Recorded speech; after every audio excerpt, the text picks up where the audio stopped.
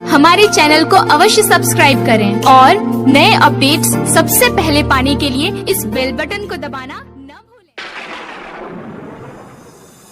अभी आप सुन रहे हैं मैथिली रुचि से। नजर मिला के नजर चोरेल चल गेल हाथ छोड़ा के। अभी आप सुन रहे हैं मैथिली रुचि से। तरप हम रही गेलों गे थकलन मुँह घुमा के। अभी आप सुन रहे हैं मैथिली रुचि से। कसम से भुला दे जान गे, कसम से भुला दे जान गे।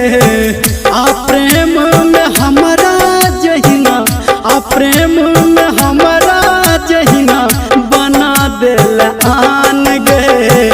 कसम से भुला दे जान गे। आ प्रेम में हमारा जहिना, आ प्रेम में हमारा जहिना बना दिल आन गे। कसम से भुला दे जान गे। कसम से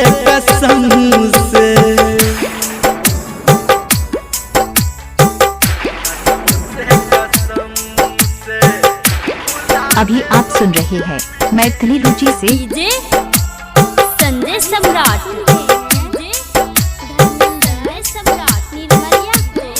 अभी आप सुन रहे हैं मैथिली रुचि से। दीवाना तोहर हम रहियोगे प्यारा, नजर में आप तोरा भेलियो आवारा।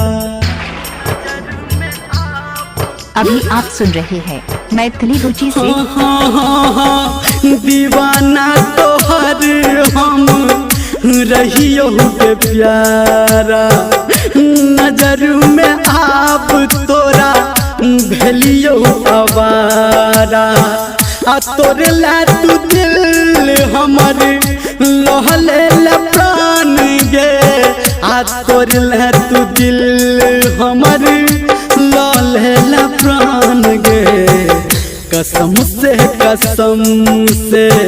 भुला दे जान गे। कसम से भुला दे जान गे।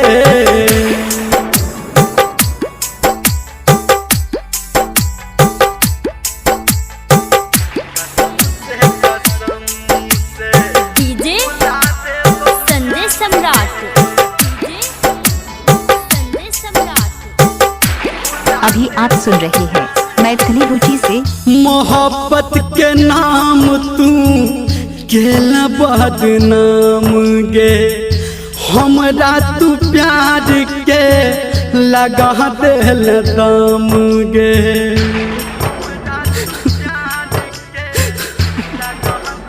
हाँ, मोहब्बत के नाम तू केला बदनाम गे। हमरा तू प्यार के लगा दिल दाम गे।